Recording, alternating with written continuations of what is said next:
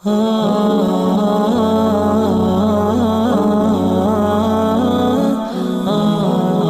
خطابت کے اس دیار میں لیے چلوں، اس عظیم الشان شخصیت کے در احساس پہ دستک دوں جو آپ سب کے لیے کسی تعارف یا تعریف کی محتاج نہیں، باہنر ہو، پر اثر ہو، قوم کے رہبر ہو تم، باہنر ہو، پر اثر ہو، قوم کے رہبر ہو تم، کہکشاں ہو، پھول ہو، عطر ہو، عنبر ہو تم، آؤ محفل میں خطابت کا چراغ زو لیے، آؤ محفل میں خطابت کا چراغ زو لیے، باعث فخر چمن ہو اور شمع روشن تر ہو تم، اس احترام کے ساتھ جو دل کی گہرائیوں سے طلوع ہوتا ہے میں گزارش کر رہا ہوں حضرت مولانا سید حبیب اللہ مدنی صاحب دامت برکاتہم سے کہ آپ تشریف لائیں، اپنے مواعظ حسنہ سے ہم سب کو مستفیض فرمائیں۔ الحمدللہ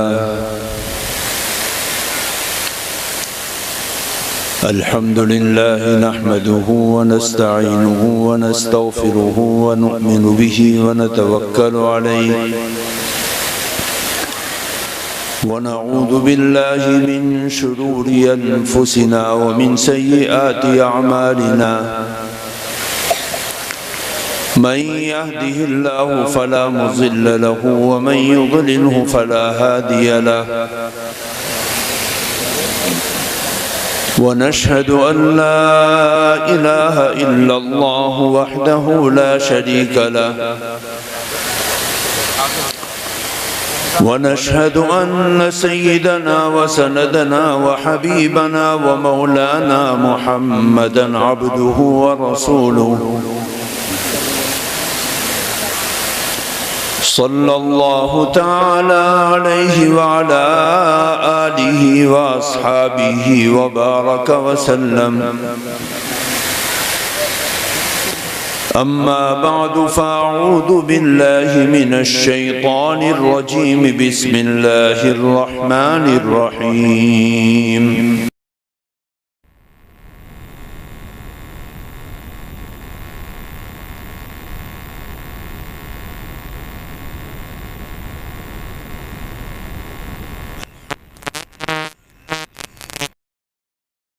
عبده الكتاب ولم يجعل له عوجا صدق الله العظيم۔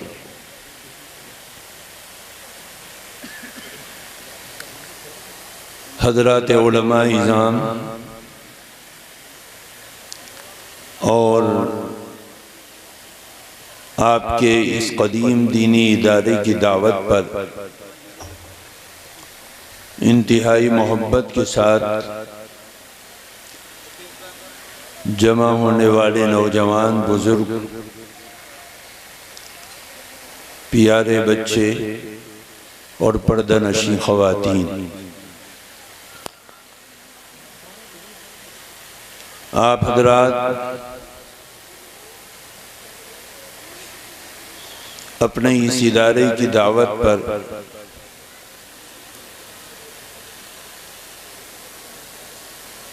کافی محنت،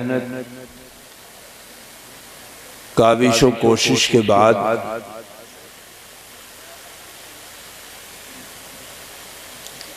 اس پروگرام کو سجانے والوں کی دعوت پر حاضر ہوئے ہیں، اور مجھے معلوم ہوا ہے کہ گزشتہ کل شب میں ایسے ہی مجلس منعقد کی گئی تھی، اور مسلسل یہ پروگرام اور اس اسٹیج پر آپ کی دعوت پر حاضر ہونے والے یہ علماء اعظام دین کی موٹی اور باریک جو ہم سب کے لیے قابل نفع ہو، بیان کرنے والے علماء بیان کر رہے ہیں، اور آپ حضرات کو سننے کی سعادت مل رہی ہے۔ اللہ تعالی ان مجالس کو آخرت میں عزت، کامیابی، کامرانی کا ذریعہ اور سبب بنائے۔ یہ بات آپ حضرات سمجھتے ہیں اور دنیا کے حالات سے واقف رہنے والا اس بات کو جانتا اور مانتا ہے اور کھلی آنکھوں دیکھتا ہے جوں جوں دنیا اللہ کے نبی صلی اللہ علیہ وسلم کے مقدس زمانے سے دور ہوگی اور دور چلتی چلی جائے گی، قیامت قریب آتی چلی جائے گی، انسان اس کو ادھر سے ہٹا دو، ادھر کر دو، اس طرف کر دو۔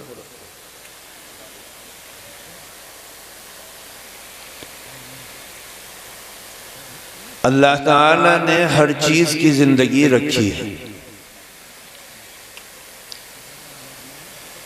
انسان ہو یا جانور ہو، یا ان دونوں کے نفع حاصل کرنے کی کوئی بھی چیز ہو، چاہے وہ دنیا کی شکل میں ہو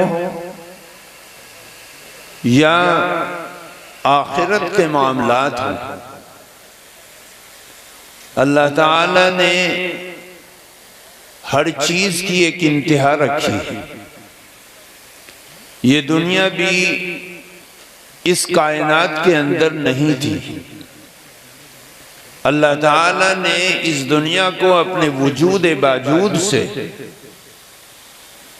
زندہ کیا، بنایا اور پیدا کیا۔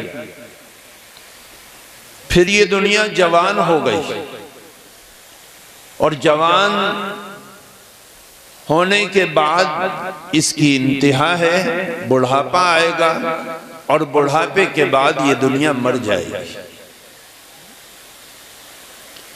آج ایک زمانہ حضرت آدم علیہ السلام کا تھا، پھر اس کے بعد مسلسل تاریخ میں کچھ منتخب ایسے افراد کے نام آتے ہیں جن لوگوں نے دنیا کے لوگوں کی تقدیروں کو بدلنے کا کام کیا، اور وہ آئے، انہوں نے اپنی محنت سے، جتن سے، کوشش سے اس دنیا کو بنانے والے کے مشن کو زندہ کیا، اور ان کی محنت، دعائیں سحرگائی، ان کا رونا اور گڑ گڑانا اتنا پاورفل، اتنا طاقتور تھا کہ بڑے بڑے پتھر دل انسان موم بن گئے، جن کے بارے میں یہ تصور نہیں کیا جا سکتا تھا کہ یہ لوگ بدلے جا سکتے ہیں۔ پتھر سے زیادہ سخت تھے، لوہے سے زیادہ سخت تھے، لیکن اللہ تعالیٰ کے کچھ مقدس بندے ان کے درمیان میں آئے، اور انہوں نے آنے کے بعد ان کو ایک سیدھا سچا راستہ بتلایا، اور ان کی زبان سے نکلنے والے بول اتنے طاقتور تھے، اتنے طاقتور کہ ان سے لوگوں نے دیکھا کہ جو اپنے ہاتھوں میں نبی کو قتل کرنے کے لیے تلوار لے کر چل رہے ہیں، اسی مقتول نبی جس کا ارادہ کیا گیا، اس کی زبان سے نکلنے والے الفاظ اس کی آنکھوں سے آنسوؤں کو جاری کر رہے ہیں۔ تقدیریں بدل گئی، پھر دنیا اور آگے چلی، یہ دنیا اپنے شباب کو، جوانی کو پہنچ گئی، پھر اللہ تعالیٰ نے اس کو ڈھلان کی طرف لایا، اور اس یہ زوال کی طرف گئی، اور اب دنیا اس انتہا کی طرف جا رہی ہے کہ اب اور جب اس دنیا کو ختم کر دیا جائے، اس کے علاوہ قلابے ختم کر دیے جائیں۔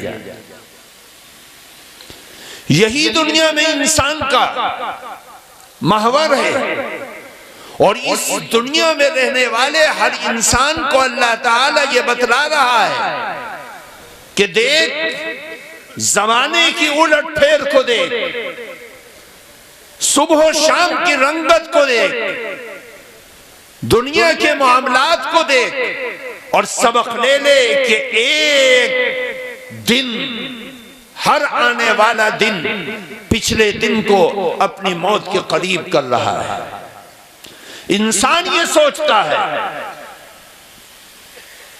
کہ میں اس کام کو کل کر لوں گا، لیکن وہ یہ نہیں سوچتا کہ آنے والا کل جس کے اوپر تو اپنی خوشیوں کو، اپنی حاجت کو، اپنی عزت کو، اپنے کام کاج کو ٹال رہا ہے، وہ آنے والا دن تجھے موت کے قریب کر رہا ہے۔ یہی دنیا کا انجام ہوتا ہے۔ میرے دوستو، بزرگوں، آپ حضرات اس چیز کو سمجھتے ہیں کہ دنیا میں کوئی استقلال نہیں، یہ انسان کو اس طرف لے جا رہی ہے جس چیز سے انسان ڈرتا ہے اور انسان بھاگتا ہے۔ اس لیے بار بار کہا جاتا ہے، اور ہر کہنے والا کہتا ہے، ہر مظلوم کہتا ہے، ہر شخص کہتا ہے کہ بھائی تو یہ کام کر رہا ہے، اس کام کو کرنے سے پہلے یہ سوچ لے کہ اس کا انجام کیا ہے۔ میرے بزرگوں، اللہ تعالیٰ کا شکر ہے کہ پروردگار عالم نے ہمارے پاس ایک ایسا دین دیا جس دین کی بہت قیمت ہے، بہت عزت ہے۔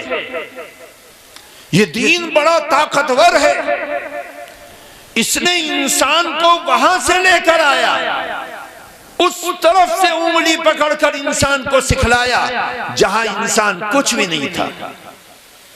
چند قطروں کی شکل میں، چند بے جان چیزوں کی شکل میں اس انسان کا وجود تھا، لیکن یہ دین انسان کو اس کی حقیقت کو بتلاتا ہے اور ساتھ ساتھ اس کے انجام کو بھی بتلاتا ہے کہ تیرا انجام یہ ہونا ہے۔ تو ایک بے جان چیز تھی، اللہ تعالیٰ نے ایک برتن کے اندر تجھے پیدا کیا اور بنایا، اور تو اس راستے سے نکل گیا، اور نکلنے کے بعد تو رینگنے لگا، کودنے لگا، دوڑنے لگا، بھاگنے لگا۔ پھر ایک دن ایسا آئے گا، پھر تو ایک بے جان لاشا بن جائے گا اور اللہ کے دربار میں تجھے کھڑا کر دیا جائے گا۔ یہ تیری حقیقت ہے۔ اس حقیقت کو جس انسان نے سمجھ لیا، سارے دین کا نچوڑ یہ ہے، سارے اسلام کا نچوڑ یہ ہے کہ انسان اپنی حقیقت کو پہچان لے اور اپنے انجام کو پہچان لے۔ اگر انجام کو اچھا کرنا ہے تو اس دنیا کی زندگی کے اندر جتنے دن بیرے، اپنے انجام کو عزت والا بنانے کے لیے، بہترین بنانے کے لیے، پاورفل بنانے کے لیے، طاقتور بنانے کے لیے، آخرت کی عزت کو پانے کے لیے اس دنیا کی چھوٹی سی زندگی میں عزت والا کام کر لے اور اپنی آخرت کو چمکدار بنا لے۔ میرے دوستو، بزرگوں، آج دنیا بڑھاپے کو پہنچ رہی ہے۔ اللہ کے نبی نے 1400 سال پہلے کہہ دیا تھا، 1444 سال پہلے اللہ کا پیغمبر کہہ رہا ہے کہ دنیا اپنی انتہا کو، بالکل انتہا کو پہنچ گئی ہے۔ اب اور جب قیامت کا انتظار کرو، جب سورج کو لپیٹ کر رکھ دیا جائے گا، چاند کے ٹکڑے کر دیے جائیں گے، ستارے آپس میں ٹکرا جائیں گے، پہاڑ روئی کے گولوں کی طرح اڑیں گے، زمین کو چٹیل میدان بنا دیا جائے گا، پھر انسان کے سامنے وَعُرِضُوا عَلَىٰ رَبِّكَ صَفًّا لَقَدْ جِئْتُمُونَا كَمَا خَلَقْنَاكُمْ أَوَّلَ مَرَّةٍ، تمہیں اپنے رب کے سامنے صف در صف پیش کیا جائے گا اور ایسے پیدا کر کے رکھ دیا جائے گا جیسا کہ تم کچھ بھی نہیں تھے، اللہ نے تمہاری ماں کے پیٹ سے تمہیں پیدا کر دیا۔ اسی طریقے سے قیامت کے دن اللہ تعالیٰ تمہاری ہڈیوں کے ٹکڑوں سے، تمہارے گوشت کی مٹی سے، تمہاری قبر کے ذروں سے، جن پہاڑوں میں تمہیں دفنایا گیا وہاں کے ریگزاروں سے، جن ہریالیوں میں تمہیں دفنایا گیا وہاں کی مٹی کے ذروں سے تمہیں پیدا کر دیا جائے گا، اور تم اللہ کے سامنے پیش کر دیے جاؤ گے، تمہارے رجسٹر کھول دیے جائیں گے، اور پھر جب رجسٹر کھل جائیں گے لا یغادر صغیرۃ ولا کبیرۃ الا احصاها، کوئی چھوٹی بات جو تمہاری زندگی میں تم نے معمولی سمجھی، اللہ قیامت کے دن اس رجسٹر کے ذریعے سے سامنے لا کر رکھ دے گا، اور تم یہ اپنا سر پکڑ کے بیٹھ جاؤ گے، اللہ یہ بات اتنی میں غیر معمولی، اتنی معمولی، جس بات کو میرے ذہن و دماغ نے بھلا دیا، آج تیرے کرامن کاتبین کے لکھے ہوئے رجسٹر سے اس کو پیش کر دیا گیا۔ یہ تو کوئی اتنی بڑی نہیں تھی۔ میرے دوستو، اس دنیا کی زندگی انتہا کو پہنچ رہی ہے، جو اللہ کے نبی کے زمانے سے دوری آتی جائے گی، خیر کے دروازے بند ہوتے چلے جائیں گے، جو قیامت کے قریب انسان جائے گا خیر کے دروازے بند ہوں گے، اور ہر آنے والا دن ایک فتنے کو جنم دے گا، اور وہ فتنہ پیدا ہونے کے بعد انسانیت کو، انسان کے سچے لوگوں کو، اللہ کی عبادت کرنے والوں کو اس بربادی کی طرف لے جائے گا جس بربادی سے نکلنے کا کوئی راستہ انسان کے پاس نہیں ہوگا۔ آج ہم دیکھ رہے ہیں کہ دنیا بوڑھی ہو رہی ہے، انسان تباہی بربادی کی طرف چل رہا ہے۔ اللہ کے نبی صلی اللہ علیہ وسلم آخرت میں آپ سے پوچھا گیا یسألونک عن الساعہ، اے نبی آپ یہ بتلائیے قیامت کب آئے گی؟ اللہ کے نبی صلی اللہ علیہ وسلم کو بتلایا گیا کہ آپ کہہ دیجئے علمها عند ربی، اے لوگو تم قیامت کے بارے میں پوچھتے ہو، اس کا علم مجھے نہیں ہے، اس کا علم تو میرے پروردگار کے پاس ہے۔ ہاں اس قیامت کی چھوٹی بڑی نشانیاں کچھ مجھے بتلا دی گئی، ان نشانیوں کو اللہ کے نبی نے اپنے صحابہ کے سامنے پیش کیا کہ دیکھو قیامت کا علم مجھے نہیں ہے، لیکن قیامت کب آئے گی؟ جب انسانوں کے اندر یہ بیماری آ جائے، یہ بیماری آ جائے، یہ بیماری آ جائے، یہ بیماری آ جائے، تو یاد رکھنا یہ نشانی ہے قیامت کی کہ قیامت اب آئے اور تب آئے۔ اللہ کے پیغمبر کے زمانے میں ان بیماریوں کا تصور نہیں تھا، لیکن آج امت کے علماء، خطبہ، دین کی ہمدردی رکھنے والے، دین کو سمجھنے والے، دین کی طرف رکھنے والے، دین کے لیے کوڑنے والے، دین کی محبت رکھنے والے آج دیکھ رہے ہیں کہ امت کے اندر وہ بیماریاں جنم لے رہی ہیں اور امت تباہی بربادی کی طرف چل رہی ہے۔ ایک حدیث پاک میں اللہ کے نبی نے 13 نشانیاں بیان کی، ان 13 نشانیوں میں سے کوئی نشانی ایسی نہیں ہے جو نشانی صرف اللہ کا انکار کرنے والے کافر و مشرک میں پائی جاتی ہے۔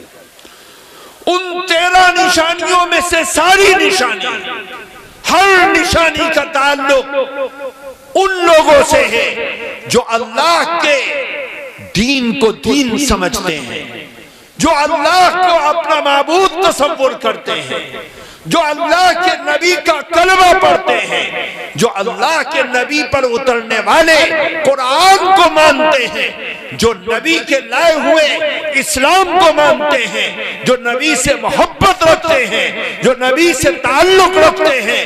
ان 13 کے 13 نشانیوں کا تعلق صرف اور صرف مسلمانوں سے ہے۔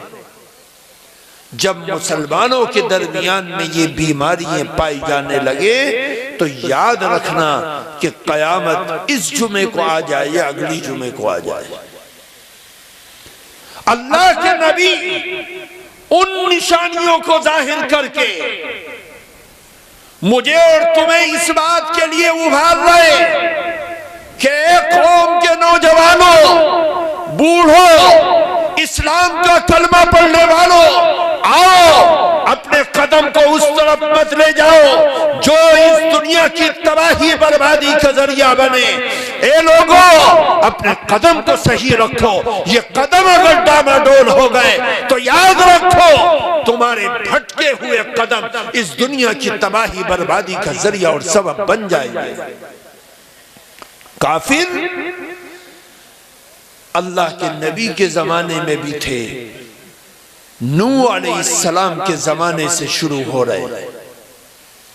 نوح علیہ السلام سے لے کر ابراہیم علیہ السلام تک، ان سے لے کر داؤد علیہ السلام تک، داؤد علیہ السلام سے لے کر موسیٰ علیہ السلام تک، موسیٰ علیہ السلام سے لے کر سلیمان علیہ السلام تک، سلیمان علیہ السلام سے لے کر عیسیٰ علیہ السلام تک، عیسیٰ علیہ السلام سے لے کر آقا نامدار سرکار دو عالم جناب محمد الرسول اللہ صلی اللہ علیہ وسلم تک، اور آپ کے زمانے سے لے کر قیامت تک ہر دور میں اللہ کا انکار کرنے والے، نبی کا انکار کرنے والے، کتاب کا انکار کرنے والے، قرآن کا انکار کرنے والے، اسلام کا انکار کرنے والے، سچائی کو کچلنے والے ہر دور میں رہے۔ لیکن یاد رکھو ہر دور میں ایمان والوں کی زندگیوں میں جو گناہ آئے اس میں پرسنٹیج گھٹتا اور بڑھتا رہا۔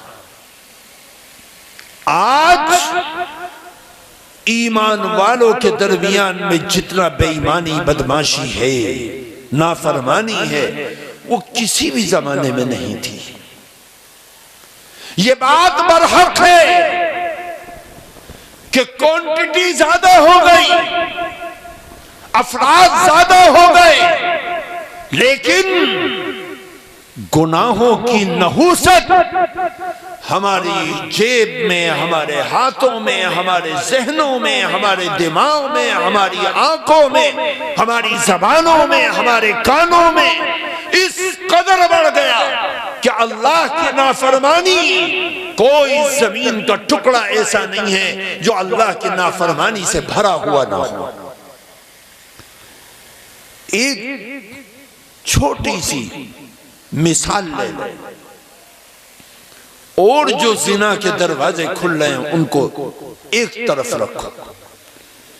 ایک چیز، موبائل کی لعنت، اس نے امت کو کہاں پہنچا دیا۔ پہلے انسان گناہ کرنا چاہتا تھا، اپنی آنکھوں کو اللہ کے خوف سے بند کر لیتا تھا کہ ان آنکھوں کے سامنے گناہ نہ آوے، کانوں کو بند کر لیتا تھا کہ کانوں میں گناہ کی بات نہ داخل ہو، زبان کو بند کر لیتا تھا کہ اس زبان پر گناہ کی بات نہ آوے، دماغ کو خالی رکھتا تھا کہ اس دماغ کے اندر گناہ کی بات نہ آوے، اپنے ہاتھوں اور پیروں کی حفاظت کرتا تھا۔ لیکن اس دنیا کی بربادی کی وجہ سے یہ گناہ آج ہاتھوں میں آ گیا ہے۔ جب جی چاہے دیکھو، چاروں لاچار دیکھو، جب جی چاہے سنو، چاروں لاچار سنو۔ اگر تم نہیں سننا چاہتے برابر والا سنا دے گا، اگر تم نہیں دیکھنا چاہتے برابر والا دکھا دے گا، اگر تم نہیں بولنا چاہتے برابر والا بلوا دے گا۔ یہ ساری کی ساری چیزیں آج اس دنیا کی بربادی کی سب سے خطرناک نشانی یہی موبائل کی شکل میں ہمارے پاس آ گئی، جس نے ہمارے بچوں اور بچیوں کے کیریکٹر کو تباہ و برباد کر کے رکھ دیا۔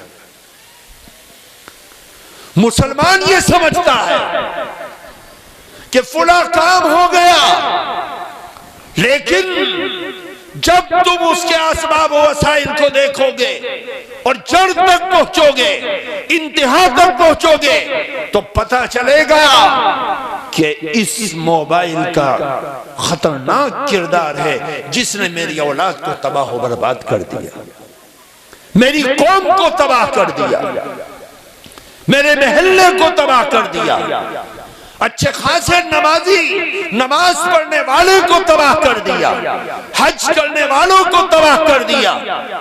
پہلے زمانے میں لوگ حج کرنے جاتے تھے، اللہ کے کعبے کے سامنے تھر تھر کانپتے تھے کہ اللہ کا گھر ہے، اس گھر کی بے ادبی نہ ہو جائے۔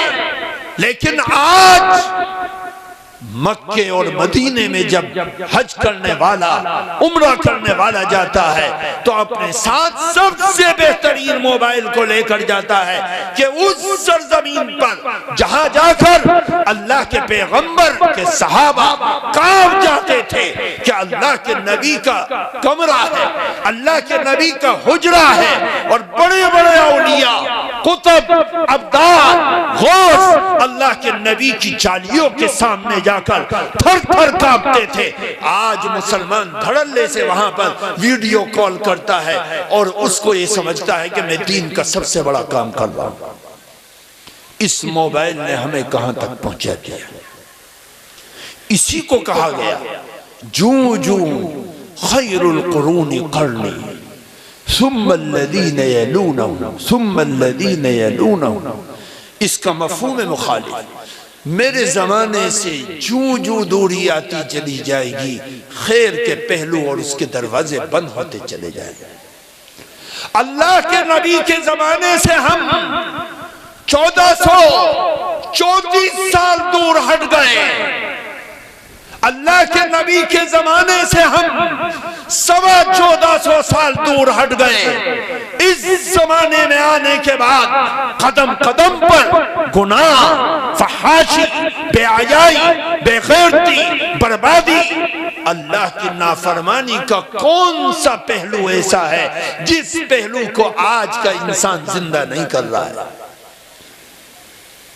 اور کچھ لاک ڈاؤن سے پہلے اگر بچے محفوظ تھے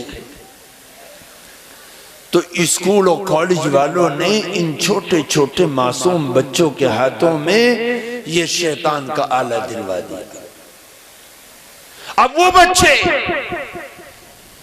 یا وہ والدین جنہوں نے اپنے بچوں کی حفاظت کے لیے اس گھناؤنے گناہ کو اپنے گھروں میں جگہ نہیں دی تھی، ان کی بیٹیاں، ان کے بیٹے، ان کی اولاد مجبور کر رہی ہے کہ آپ ہمیں ایجوکیشن دینا چاہتے ہیں، اس موبائل کو ہمارے ہاتھوں میں دے دو۔ نتیجہ یہ ہوا کہ لاک ڈاؤن کے پیریڈ میں پرسنٹیج کے حساب سے جتنا بچہ برباد ہوا ہے، جتنا یوتھ برباد ہوا ہے، اتنا دنیا انسانیت کی تاریخ میں کبھی نہیں ہوا۔ ہمارے ایسے ایسے بچے، جن بچوں کی تہذیب و ثقافت کے لیے، جن بچوں کے دین و ایمان کے لیے ہم نے اپنے ہاتھوں سے لاکھوں روپے خرچ کیے، ان کے کھانے پر، ان کی تعلیم پر، ان کے کردار پر، ان کے افراد سازی پر، ان کی تہذیب و ثقافت کے اوپر لاکھوں روپے برباد کیے اور 10 سال سے ان کے اوپر محنت کی اور 10 لاکھ کے بچے پر خرچ کیا. آج وہ بچے ہمارے ہاتھوں سے نکل چکے ہیں اور ان کی شکل و صورت، لباس و کردار سب بدل چکا ہے. وہ قرآن کے حافظ تھے لیکن نام کے حافظ رہ گئے. وہ عالم تھے لیکن نام کے عالم رہ گئے. وہ نمازی تھے لیکن نماز ان کے ہاتھوں سے کوسوں دور چلی گئی. وہ دیندار تھے لیکن دین اور سنت کی اتباع کا جنازہ نکال چکے ہیں. کیوں؟ اس لیے کہ ان کی زندگی تباہ و برباد کر دی گئی ہے. میرے دوستو بزرگوں، آج ان گناہوں کا دروازہ کھل چکا ہے اور انسان تباہی بربادی کی طرف چل رہا ہے. جو لوگ اس سوشل میڈیا پر ایکٹیو ہیں اور وہ اپنے آپ کو چھوڑ کر رکھتے ہیں، وہ جانتے ہیں کہ ہر آنے والی ویڈیو اور ہر آنے والا فوٹو امت کے دل و دماغ کو تباہ و برباد کر رہا ہے، یا تو بزدل بنا رہا ہے، یا پژمردگی میں لے جا رہا ہے، یا ان کی زندگی کے اندر جو ایمانی حرارت ہے اس ایمانی حرارت کو تباہ و برباد کر رہا ہے. کچھ دنوں میں یہ آئے گا کہ اسی سوشل میڈیا سے لوگ کہیں گے کہ تم کس خدا کو مانتے ہو؟ اس خدا کو جو خدا تمہیں ذلیل و رسوا کر رہا ہے. اس دہلیت کا پیغام جب امت کے اندر آئے گا تو یاد رکھو ساری دنیا کی امت کے علماء مل کر اس کو ٹھیک نہیں کر سکتے، نہیں کر سکتے. کیوں؟ جب امت کھلے لگا اس بے حیائی بے غیرتی کو اپنے گھروں میں لے کر آ جاتی ہے اور اپنی تباہی بربادی کے دروازوں کو بند کرنا بھول جاتی ہے، تو پھر اس امت کی تقدیر ہی تباہی بربادی بن جاتی ہے اور امت تباہی بربادی کی طرف چل پڑتی ہے. پھر بڑے بڑے انقلابی اس کی زندگی میں انقلاب پیدا نہیں کر سکتے. آج ہم دیکھ رہے ہیں بچیوں کا معاملہ ہو یا بچوں کا معاملہ ہو یا دہلیت کا معاملہ ہو یا انکار حدیث کا معاملہ ہو، آپ ہماری ہی بستیوں کے درمیان میں ایک شخص کھڑا ہوتا ہے اور وہ اعلان کر دیتا ہے کہ میں مہدی ہوں. وہ اعلان کرتا ہے میں عیسیٰ ہوں. وہ اعلان کرتا ہے میں اللہ کا نبی ہوں. اور کروڑوں کھربوں انسانوں کے درمیان میں جو ایک نبی کو ماننے والے ہیں، اللہ کے نبی محمد صلی اللہ علیہ وسلم پر ایمان لانے والے ہیں، ان میں سے ایک ایک نوجوان کو توڑنا شروع کرتا ہے اور اس کے ساتھ جڑنے والی جماعت لاکھوں میں ہو جاتی ہے، لاکھوں میں ہو جاتی ہے اور وہ ایک فرقہ بن جاتا ہے. کیوں؟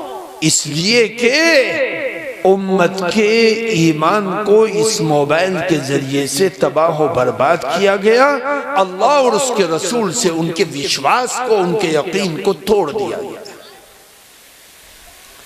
اس ٹوٹنے کی وجہ سے کیونکہ ایک سادہ لو انسان، گاؤں میں رہنے والا انسان، شہروں میں رہنے والا انسان جو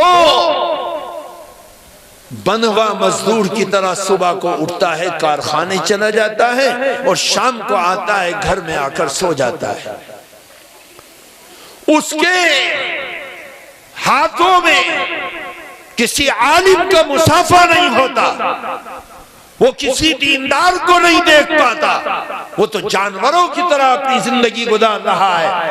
جب اس کے موبائل پر کسی عالم کی شکل والا کوئی شخص آتا ہے اور تقریر کرتا ہے تو وہ اس کی میٹھی میٹھی باتوں کے اندر آ جاتا ہے اور اس کے ذریعے سے آہستہ آہستہ اس کے دین و ایمان کو کچلنا شروع کر دیا جاتا ہے.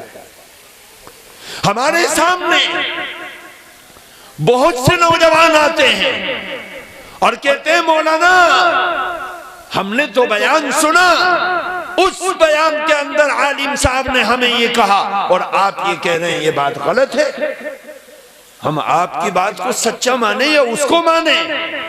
ہم نے کہا بھائی جس کو تم کہہ رہے ہو کہ اس نے یہ کہا ہے اس کا ذرا بیان سناؤ۔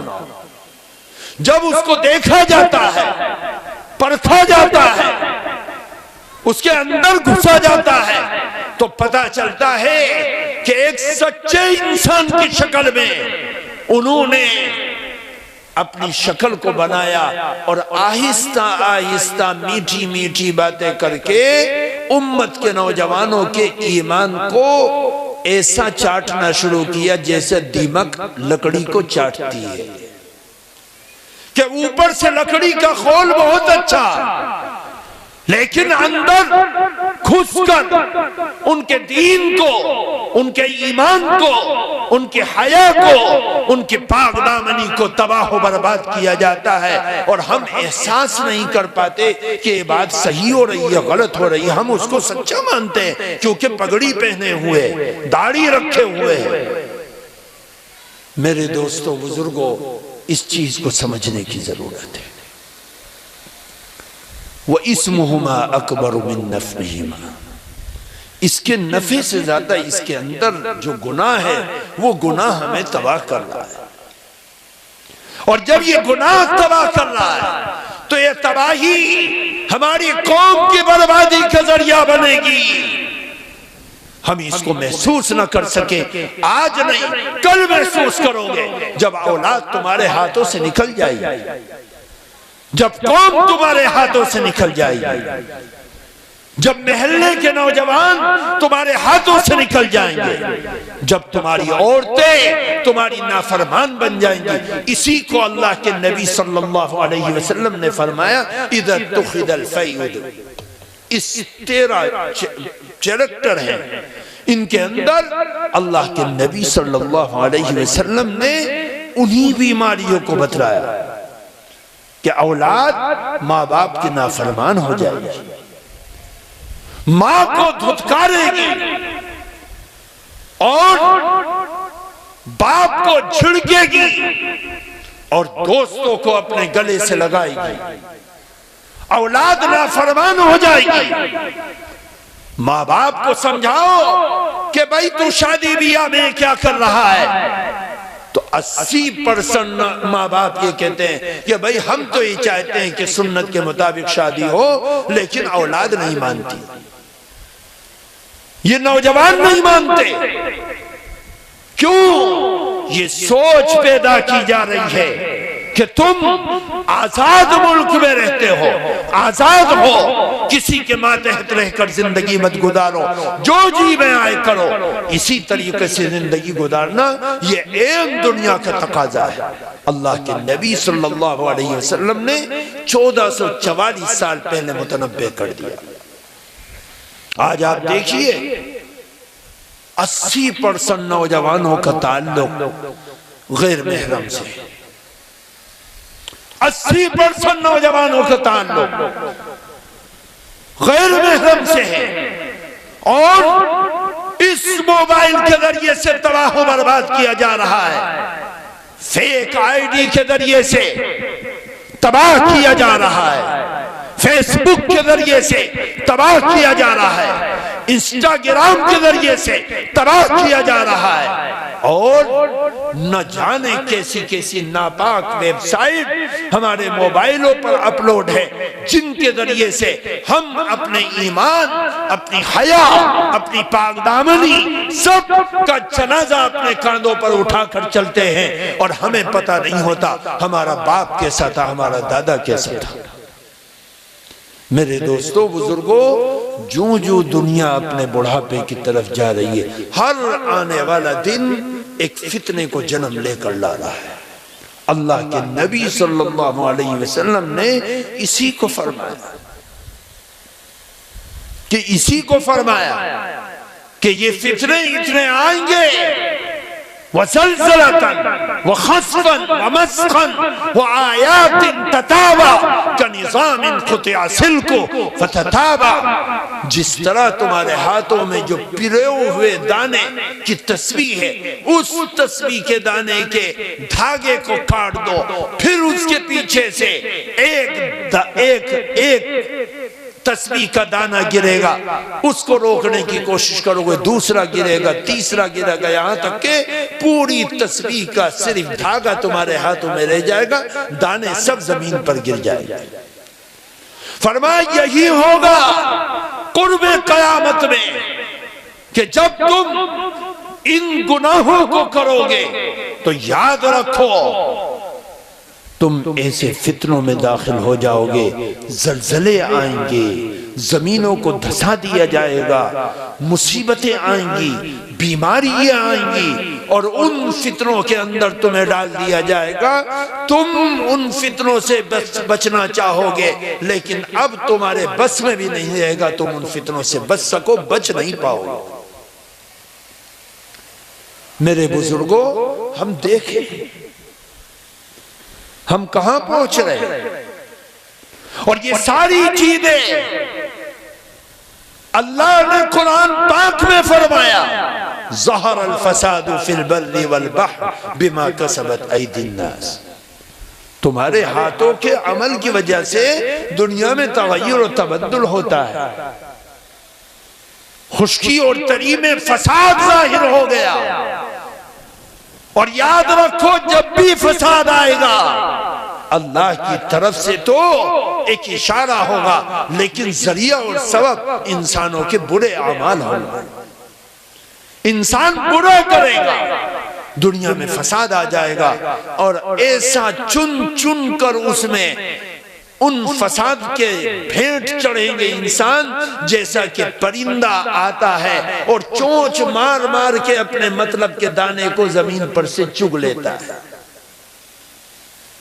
یہ ہونا ہے اور یہ ہو رہا ہے۔ میرے بزرگوں دوستو، اپنی زندگیوں کو درست کرو، نوجوانوں کی فکر کرو، ان نوجوانوں کی فکر کرو، آنے والے زمانے میں ایک بہت بڑی نشانی اللہ کے نبی نے فرمایا دجال کی شکل میں آئے گی، اور وہ دجال لاکھوں کے مجمع میں جائے گا، کروڑوں کے مجمع میں جائے گا، سب مسلمان ہوں گے کہ یہ کون لوگ ہیں؟ مسلمان ہیں، ان سے کہے گا میرا کلمہ پڑھو۔ یاد رکھو دجال اتنی بڑی شر کی چیز ہے، اللہ کے نبی اپنے صحابہ کو اپنی زندگی میں چند دعائیں سکھلا کر گئے، لاکھوں دعاؤں میں سے چند دعائیں، ان چند دعاؤں میں سے جو اللہ کے نبی نے صحابہ کو رٹایا، ان چند دعاؤں میں سے ایک دعا دجال کے فتنے کی ہے، اللہم انی اعوذ بک من فتنۃ الدجال۔ کیوں؟ اس لیے کہ دجال کا فتنہ اتنا خطرناک ہوگا کہ لاکھوں مسلمانوں کے درمیان میں وہ جائے گا، تمام دنیا کے اسباب و وسائل ہوں گے، اور وہ لوگوں سے کہے گا اے لوگوں میں خدا ہوں، میری خدائی کا دعویٰ کرو، جو انکار کرے گا قتل کر دے گا، جو اس کو نہیں مانے گا قتل کر دے گا۔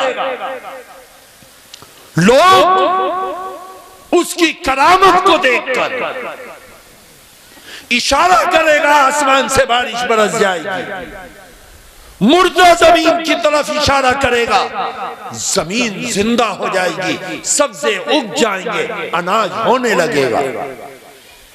وہ ایک اشارہ کرے گا، مردہ کو قبر سے اٹھائے گا، زندہ کر دے گا، اللہ وہ طاقت دے گا اس کو، وہ زندہ کو مار دے گا۔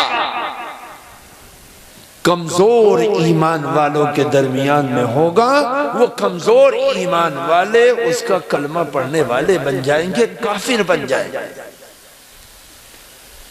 اللہ کے نبی نے صحابہ کو، جن کا ایمان پہاڑ کے برابر تھا، جن کے ایمان کی تعریف اللہ کا قرآن کہتا ہے، اللہ کا قرآن جن کے ایمان کی تعریف کرتا ہے، حبب الیکم الایمان وزینہ فی قلوبکم وکرہ الیکم الکفر والفسوق والعصیان۔ صحابہ کی سب سے بڑی خوبی یہ تھی کہ وہ ایمان ان کی سب سے آسمان و زمین میں سب سے محبوب ترین چیز بن گئی تھی، اور سب سے زیادہ متنفر اور نفرت کی چیز کفر بن گیا تھا۔ ان صحابہ کو ڈرایا جا رہا ہے کہ تم دجال کے فتنوں سے ڈرو، اور صحابہ کانپ رہے ہیں، صحابہ کے پسینے چھٹ رہے ہیں۔ کیوں؟ اللہ کے نبی دیکھ رہے کہ لاکھوں کا مجمع ہے، کلمہ پڑھنے والے، قرآن پڑھنے والے، ایمان سے محبت کرنے والے، نبی کا نام لینے والے، لیکن دجال ان کے درمیان میں آیا اور اس کی کرامتوں کو دیکھ کر، اس کے کرتب کو دیکھ کر، اس کے دھوکے کو دیکھ کر وہ لوگ اس کا کلمہ پڑھنے والے بن گئے، اللہ اور اس کے رسول کا انکار کر دیا۔ آج ہم اپنے معاشرے کو ٹٹول کر دیکھیں، اپنی عورتوں کو دیکھیں، اپنے نوجوانوں کو دیکھیں، ہمارے علاقے میں جہاں چپے چپے پر مسلمان ہیں، چپے چپے پر 2011 کی جن گنگنا کے حساب سے ضلع سہارنپور میں 41% مسلمان ہیں۔ ان 41% کے درمیان میں 400 سے زیادہ مدرسے ہیں اور مکاتب ہیں جن میں قرآن کے حافظ تیار ہوتے ہیں، عالم تیار ہوتے ہیں۔ اتنی بڑی تحریک ہے جس کی ایک ایک مسجد کے اندر 99.5% مسجدوں کے اندر جماعت کا کام ہوتا ہے۔ اتنا طاقتور، اتنا پاورفل ضلع، لیکن اس ضلع کے اندر کتنے مقامات ایسے ہیں جہاں مندروں کے اندر تعویذ دینے کا کام کیا جاتا ہے، جھاڑ پھونک کا کام کیا جاتا ہے، اور ان مندروں کی چوکھٹ کے اوپر 80% مسلمان برقع پوش عورتیں ہیں۔ ان کا ایمان کہاں رہا؟ وہ کس ایمان کی بات کر رہے ہیں؟ آج ایک تعویذ دینے والا آ جائے، ہم لائن لگا کر کھڑے ہو جاتے ہیں۔ آج ایک پیشین گوئی کرنے والا آ جائے، ہم اللہ کی ایمان کو بھلا کر، ان نبی کی بشارت کو بھلا کر اس پر یقین کرنے والے بن جاتے ہیں۔ ایک شخص جس کا نام علی ہے، ملا علی، وہ کردستان کا رہنے والا، ابھی 1 سال پہلے پاکستان کے اندر آیا، پاکستان کی سرکار کو ہلا کر چلا گیا۔ کیوں؟ جب اس نے قدم رکھا پاکستان میں، سوشل میڈیا کے ذریعے سے لوگوں نے اس کی کرامات کو دیکھا، اور دیکھنے کے بعد جور در جور اس کے سامنے اپنی قسمت کے بٹوارے کو لے کر آ گئے، اور کیا عورتیں، کیا بوڑھے، کیا بچے، کیا جوان، سب لائن میں آ کر کھڑے ہو گئے، اور سارے شہر کی امن اور شانتی کی ویوستھا تباہ و برباد ہو گئی۔ لوگوں کا ایمان تو یہ ہے، جب ایمان اس طریقے سے کمزور ہو جائے کہ جس کشف و کرامت کے آدمی کو دیکھا سب کچھ بھلا کر بیٹھ گئے، تو یاد رکھو یہ ایمان تمہیں جنت میں نہیں پہنچا سکتا، یہ طاقتور نہیں ہے۔ یہ بات عقل میں نہیں آتی تھی کہ دجال کے سامنے لاکھوں مسلمان جنت سے جہنم میں چلے جائیں گے، اور اللہ کے نبی اتنا ڈرانے کی کوشش کریں گے۔ آج سمجھ میں آتا ہے امت کے نوجوانوں کا ایمان، امت کی عورتوں کا ایمان، امت کے کلمہ پڑھنے والوں کا ایمان گناہ کرتے کرتے کرتے کرتے کرتے کرتے اتنا کمزور ہو گیا کہ ذرا سی کسی کے کرتب دیکھتے ہیں ان کا ایمان پانی کی طرح بہہ جاتا ہے، اور اسی کو سب کچھ سمجھنے لگتے ہیں۔ میرے دوستو، بزرگو، اللہ کی طاقت پر یقین رکھو، اس کا قرآن زندہ ہے، اس کا کلمہ زندہ ہے، اس کا دین زندہ ہے۔ کچھ بھی ہو، ایک بزرگ کے سامنے خواب میں شیطان آ رہا ہے اور شیطان آنے کے بعد ان کو ڈرا رہا ہے اور دھوکہ دے رہا ہے تاکہ میں ان کو کافر بنا دوں۔ وہ اپنے قرآن و حدیث کی دلیلوں سے اس سے لڑ رہے ہیں۔ آخر میں شیطان نے کہا کہ تیرا عالم ہونا تجھے آج بچا لے گیا۔ تو انہوں نے فوراً سمجھ میں آ گیا، اللہ نے ادراک دیا۔ انہوں نے کہا کہ نہیں، میرے عالم ہونے نے مجھے ہدایت نہیں دی، بلکہ میں اللہ کے فضل سے تیرے اس دھوکے سے بچاؤ۔ اگر اللہ بچانے پر نہ آتا، میں کتنا ہی بڑا عالم ہوتا، بچ نہیں سکتا تھا۔ شیطان سے بڑا عالم کون ہوگا؟ میرے دوستو بزرگوں، آج اس زمانے کی نفس کو پہچانو، ایمان کو طاقتور بناؤ، اس ایمان کو پاورفل بناؤ اور زمانے کی گردش کو سمجھو۔ اس دنیا کی زندگی میں ان دھوکے کی چیزوں سے اپنی زندگی کو بچاؤ۔ جب تم اپنی زندگی کو بچاؤ گے تو یاد رکھو تم آنے والے فتنوں کا مقابلہ کر سکتے ہو، ورنہ آنے والے فتنے یاد رکھو اس بھیانک شکل کو لے کر آ رہے ہیں جہاں پر جا کر ہم بچ نہیں سکتے ہیں۔ آج آپ حالات دیکھیے، ظلم کرنے والا ظالم ظلم کرتا ہے اور لاچار اور بے بس انسان جم نہیں پاتا، ڈٹ نہیں پاتا۔ لیکن اس زمانے میں ایمان کتنا طاقتور تھا کہ اللہ نے صحابہ کے سامنے وہ حالت پیش کیے۔ اس زمانے میں لوگ تانے دیتے تھے کہ اگر تمہارا خدا اتنا سچا ہے تو بلال تپتی ہوئی ریت پر کیوں تڑپ رہا ہے؟ اگر تمہارا خدا اتنا سچا ہے تو بتلاؤ، اگر تمہارا نبی سچا ہے تو وہ ابو بکر کو مار سے روک کیوں نہیں سکا؟ لیکن آج سمجھ میں آتا ہے اور امت کے علماء نے سمجھا کر رکھ دیا کہ اللہ نے اس وقت نبی کے صحابہ پر سختیوں کا مقابلہ کر کے نبی کے سائے میں رکھا۔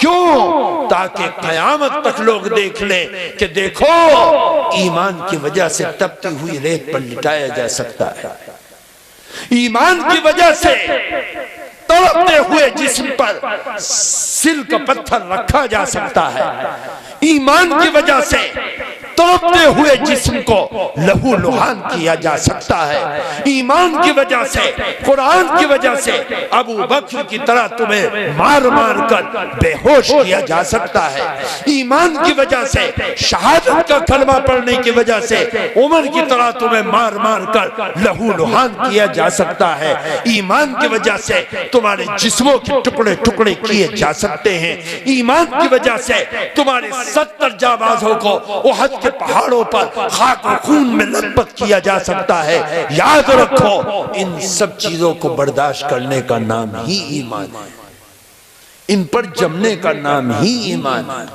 ان پر ڈٹنے کا نام ہی ایمان ہے۔ آج دنیا ایٹم بم کس کے لیے بنا رہی ہے؟ ذرا سوچو تو، ہزاروں ایٹم بم بن گئے۔ ایٹم بم انسان کے لیے بنا رہا ہے، انسان میزائل انسان کے لیے بنا رہا ہے۔ افریقہ کے جنگلات میں رہنے والے جانور ان انسانوں سے زیادہ خوش قسمت ہیں جو انسان اس ایٹم بم کے موت کے لقمے میں آئیں گے۔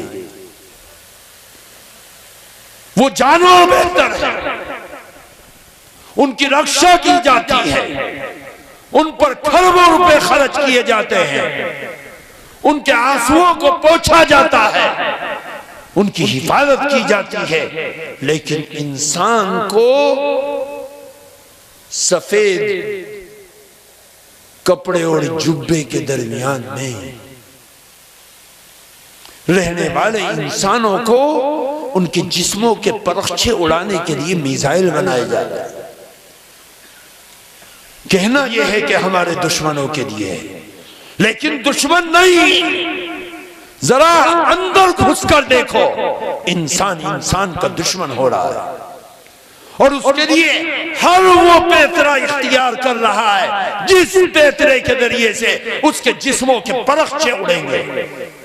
لیکن جب انسان ان دشمنوں کے سامنے سیسا پلائی ہوئی دیوار بن جاتا ہے، طاقتور بن جاتا ہے، پاورفل بن جاتا ہے، ایمان پر جم جاتا ہے، استقامت کا پہاڑ بن جاتا ہے، تو یاد رکھو اللہ اس کو وہاں سے انرجی اور طاقت فراہم کرتا ہے من حیث لا یحتسب، جہاں اس نے وہم و گمان بھی نہیں کیا۔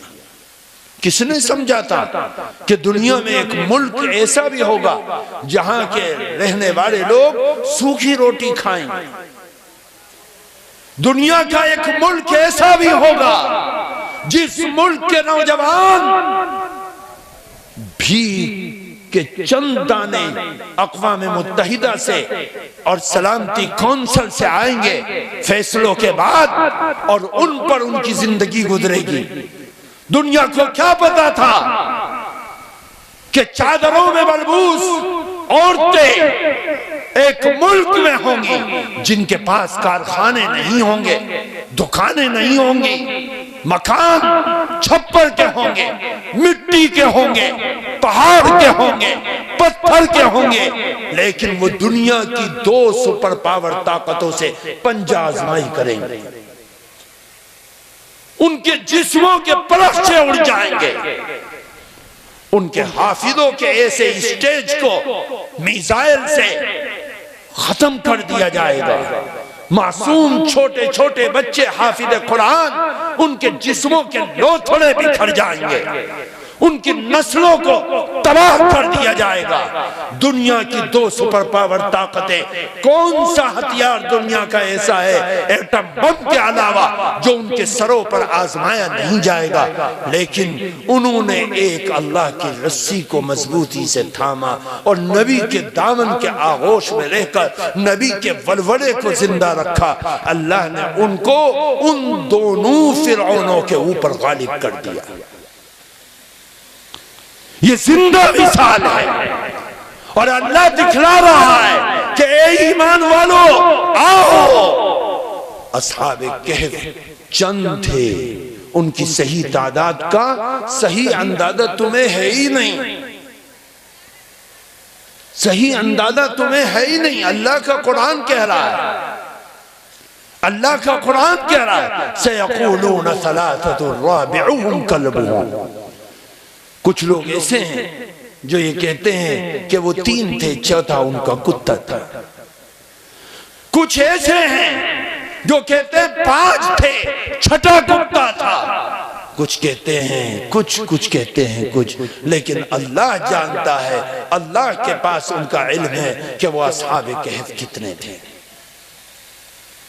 وہ 7 یا 5 یا 3 کتنے ہی ہوں، لیکن اس وقت کے فرعون طاقت کے سامنے ڈٹ گئے تھے، اپنے ایمان کو بیچا نہیں کہ پیچھے پیچھے سے مارنے والے مار رہے ہوں اور آگے آگے چلنے والا ان کا بول رہا ہو۔ وہ ایسے نہیں تھے، وہ جمنے والے تھے۔ اللہ نے ان کو غالب کر دیا، ان کا بول غالب رہا، ان کی فکر غالب رہی۔ وہ چند تھے، لیکن دنیا کی طاقتوں کے سامنے ڈٹ گئے، اللہ نے ان کو غالب کر دیا۔ اسی کو اللہ نے قرآن میں کہا لا تہنوا ولا تحزنوا وانتم الاعلون ان کنتم مؤمنین۔ اللہ نے قرآن میں کہہ دیا، صاف طور سے کہا کہ اس دنیا کی زندگی میں تم ہم سے جڑ کر رہو، لَيَسْتَخْلِفَنَّهُمْ فِي الْأَرْضِ، ہم تمہیں دنیا کا بادشاہ بنا دیں گے۔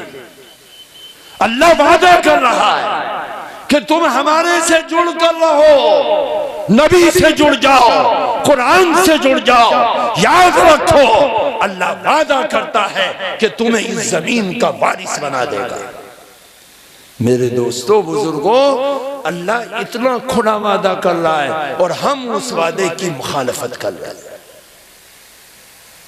ہم اس اللہ سے اپنے منہ کو موڑ رہے ہیں، ہم اس اللہ کے دین کو کچل رہے ہیں اور چاہتے کیا ہیں؟ یا اللہ ہمیں بادشاہ بنا دے، ہمیں طاقتور بنا دے۔ نہیں، ان لوگوں سے وعدہ کیا گیا قیامت تک کے لیے۔ اللہ کا وعدہ ایک دن کا نہیں ہوتا، قیامت تک کا ہوتا ہے۔ الذین قال لهم الناس ان الناس قد جمعوا لكم، لوگوں نے ڈرایا کیا رے احزاب کے اندر کہ سب جمع ہو کر آ گئے، ان کے ہتھیار آ گئے، تمہیں کچل کچل کر کاٹ کاٹ کر پارا پارا کر دیں گے، تباہ کر دیں گے، مٹا دیں گے۔ تم لوگ ڈر جاؤ، فخشوہم، ڈر جاؤ۔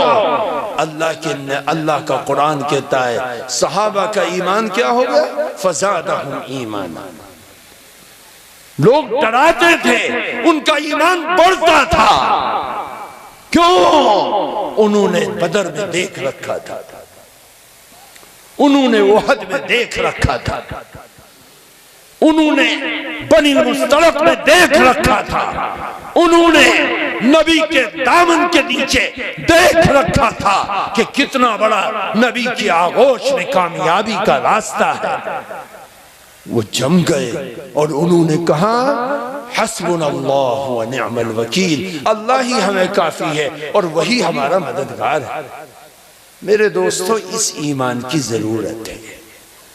جوں جوں دنیا بوڑھی ہو رہی ہے، اپنے ایمان کی پختگی کے سامان کو مہیا کرو۔ ان نوجوانوں کو تباہی بربادی سے بچاؤ، اپنی عورتوں کی نگرانی کرو، اپنی بیٹیوں کی نگرانی کرو، اپنی بہنوں کی نگرانی کرو۔ حیا اور پاک دامنی کے کو اپنے ہاتھ سے جانے مت دو۔ جب تم اپنی بہنوں کے ساتھ بے غیرتی کرنے والے بنو گے تو یاد رکھو تمہاری بہنیں غیروں کی بے غیرتی سے محفوظ نہیں رہ پائیں گی۔ آج تم سوشل میڈیا پر دیکھ لو کہ تمہاری بہنوں کا حال کیا ہے، سمجھ لو۔ میں ان کے جرم کو یہاں بیان نہیں کرتا، لیکن اپنوں سے گلہ کرتا ہوں، اپنوں سے شکوہ کرتا ہوں کہ ہم اپنے قدم کو ڈاماڈول کر چکے ہیں۔ نتیجہ یہ ہوا کہ آج ہماری بہنیں محفوظ نہیں ہیں۔ اس کی فکر کرو۔ اللہ تعالیٰ اس نازک حالات میں ہمیں سمجھنے کی توفیق عطا فرمائے، خیر سے مالا مال فرمائے، شرور و فتن سے محفوظ فرمائے، ہم سب کے لیے دین پر چلنا چلانا آسان فرمائے۔ آپ حضرات اپنے مدرسے کی محبت میں، اپنے علماء کی محبت میں اس پنڈال میں آئے ہیں۔ ان مدرسے والوں نے بڑی محنت سے آپ کو جمع کیا ہے اور آپ کے بڑوں کی، بزرگوں کی یہ امانت ہے۔ آپ یہاں جس خوبصورتی کے ساتھ بیٹھے ہیں، اس خوبصورتی کے ساتھ بیٹھ کر ان اکابر علماء جو آپ کے سر کا تاج ہے اور ان کی زبان سے نکلنے والا ایک ایک بول آپ کو جنت میں لے جانے کا ضامن ہے۔ آپ قطعی کسی عالم سے مسافے کے چکر میں اس خوبصورت مجلس کو برباد نہ کیجیے۔ عالم آئیں گے، اپنی بات آپ کے سامنے رکھیں گے، سمجھائیں گے اور چلے جائیں گے۔ ظاہر سی بات ہے، میں بھی کم سے کم 100 کلومیٹر سے آپ کے پاس آیا ہوں، 100-125 کلومیٹر سے۔ ظاہر سی بات ہے مجھے بھی اپنے گھر جانا ہے اور صحیح وقت پر پہنچ کر کچھ آرام بھی کرنا ہے اور پھر اپنے اگلے دن کی تیاری بھی کرنی ہے۔ اس لیے ہر عالم کو کچھ نہ کچھ تقاضا ہے۔ آپ مجلس میں ایسے بیٹھ جائیں جیسے کہ آپ کو اس مجلس کے اندر چپکا رکھا ہے کہ آپ کھڑے نہیں ہو سکتے، دعا تک اپنے بڑوں کی بات کو سنیں۔ اللہ تعالیٰ ان اکابرین کی بات ہم سب کے لیے قابل نفع ہو اور ہم سب کے لیے عزت، کامیابی، کامرانی کا ذریعہ بنے۔